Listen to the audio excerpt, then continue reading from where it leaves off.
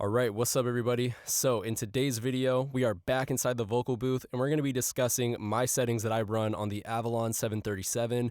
And yes, I have the hardware, but you can apply the exact same settings that I'm going to share with you guys on the UAD plugin, and you're still going to get a very good sound right off the bat. So I've already done a comparison between the UAD plugin and the physical hardware, and I was actually surprised at how well the UAD plugin did up against the physical hardware.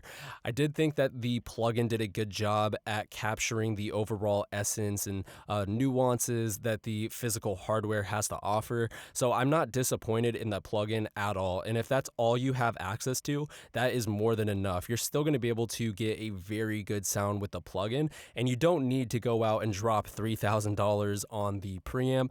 I'm just so in love with the Avalon. It is literally my grail item. It is something that I've always wanted since I got into music.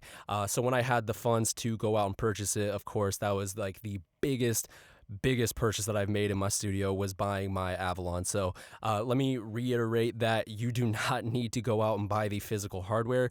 If all you have is access to the plugin, that is more than enough. You can get a very, very good sound out of just the plugin.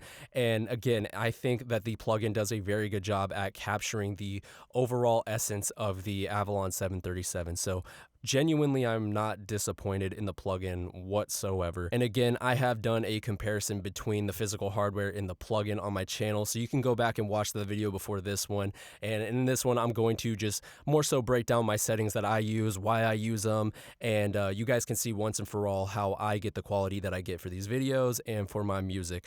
I've had a lot of people ask me if I would make this video, and to be honest, I didn't really plan on making this video, but when I thought about it a little bit more, I figured this would actually help a lot of you guys out that are struggling to get that sound with your preamp. I've had a few people already ask me, like, you know, how do I get my vocals to sound so clean with my preamp, because they're getting a much more warmer, grittier tone out of theirs, and it's very, very simple. So I'm gonna break that down for you guys and help you guys out, figure out your Avalon and help you start recording some amazing stuff. So yeah, let's go ahead and jump into it. I'm gonna break down all my settings that I use, and it's very, very simple and very quick, so we can get this over very fast. So anyways, so the first thing that I do with my Avalon, I always leave my output at 0. I never mess with my output. It's just a general rule of thumb that you just leave it at unity gain, and you would then adjust. Typically in post-processing, when you're doing like compression, that is when you would use your output gain. At least that's kind of how I use my output gain. So again, I don't use the compressor or EQ when I'm tracking vocals. I just use the preamp. So I leave my output at unity, which is just right in the center at 0. And this is something that a lot of people just kind of look over, my bad. They look over this and they don't realize how powerful this thing is. So this button that says high gain, you want to make sure that you turn that on if you want to get the cleanest, less tube saturated sound that you could possibly get. So my recommendation, if you want the most cleanest, less gritty, warm tone out of your preamp, again, still, you're going to get a very warm tone out of your preamp. After all, it's running through some tubes, but you're not going to get it so to the point that it's very overwhelming. So I would recommend that you actually just turn on high gain if you're going for more of like a hip hop, R&B, voiceover, just a very clean, natural tone. I would suggest that you just turn on high gain. I always leave that on because I find that if I don't turn that on and then I just rely on my input gain, it just doesn't sound as clean to me. So I always leave high gain on so that I don't have to rely on my input gain as much. And that's the only reason why you use it. And of course, if you have a dynamic microphone which requires more gain, it is mandatory you need to turn that thing on. I would suggest, even if you're using a condenser microphone, turn on high gain because you're going to get a very, very clean sound when using that. And then when it comes to the input gain, I just turn it up to the point where when I'm getting my signal into my DAW, I'm hitting anywhere between -18 to -12. And for these videos where it's just a basic sit down talk to the camera kind of video.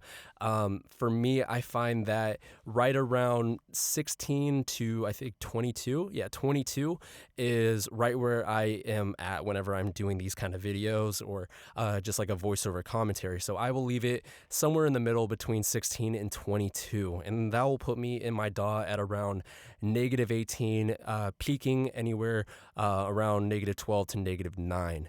So hopefully you guys are still hanging in there with me. But that is it. Very, very basic settings. That is how I get the quality for these videos. And then of course I would just do some post-processing in my DAW, which would consist of a little bit of compression and a little bit of EQ. Very, very simple. So not a whole lot that goes into getting the quality, but it just really goes to show you how powerful the Avalon is, because it can make it sound very, very beautiful. Like, you literally do not need to put a lot of effort into getting a very good sound when you're running the Avalon. It's just, it's so amazing. I love the way that my Avalon sounds, and I'm just so in love with this. Again, guys, this is my favorite piece of equipment that I own in my studio. Take everything that I say with a grain of salt, of course, because at the end of the day, you kind of have to mess around with the input gain to the point where you need to be at. So for me, like I said, for these videos, -18, peaking no higher than -12, -9, that seems to work out great for me, and I'm happy with the quality that I get. But for you guys, maybe you need to be recording in at -12, peaking no higher than -6. So, and in that case, you would then need to use your input gain to get you to that level. Hopefully this helped you guys get a better understanding of the Avalon. I know it's a little confusing at first. It is a bit of a learning curve, but trust me, it will come over time and you will get the hang of it, and you will start to find a sound that you enjoy more as you just use the unit or the plugin. So I think I'm going to leave it at that, guys. Thank you all for watching. Stay tuned because I have a lot of helpful videos I plan on releasing and just overall entertaining videos that I plan on dropping here soon. So stay tuned, guys. Subscribe if you haven't. Drop me a comment down below if you have anything to say. I always do appreciate reading your guys' comments. They make my day. So thank you guys very much. But that about wraps it up. So I will see you guys all in my next video. But until then, take care, everybody. Peace out.